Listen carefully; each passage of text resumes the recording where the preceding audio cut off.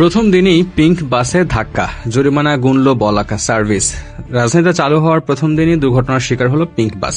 মঙ্গলবার নারীদের জন্য চালু করা বাসটিতে ধাক্কা দেয় বলাকা পরিবহনের একটি বাস। এই ঘটনায় বলাকা বাসটিকে জরিমানা করেছে পুলিশ। জানা গেছে, পিঙ্ক বাসটি সড়কে চলাচল শুরু করার পরপরই বলাকা পরিবহনের একটি বাসের সঙ্গে ধাক্কার ঘটনা ঘটে। ঘটনার পর ট্রাফিক পুলিশ ঘটনাস্থলে গিয়ে পরিস্থিতি নিয়ন্ত্রণে নেয় এবং বলাকা বাসের বিরুদ্ধে আইনগত ব্যবস্থা হিসেবে জরিমানা করে। নারীদের নিরাপত্তা ও স্বাচ্ছন্দ্যপূর্ণ যাতায়াত নিশ্চিত করার লক্ষ্যে পিঙ্ক বাস সার্ভিস চালু করা হয়েছে।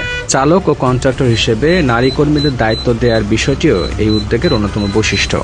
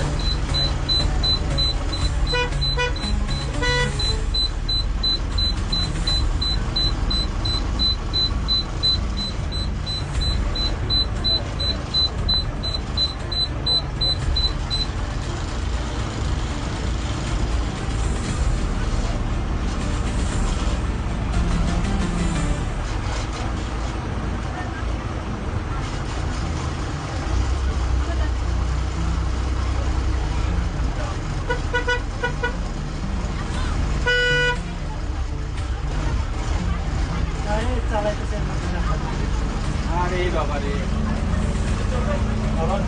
আইডি নিয়ে গেছে কিন্তু আপনি বলেনটা চালাই, আপনি বলেন বলেন চালাই, আপনি বলেন চালাই, চালান চালান চালান।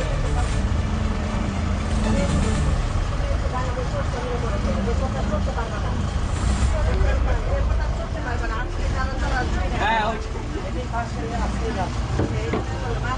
আপনারা পারবেন, আমরা পারবো না।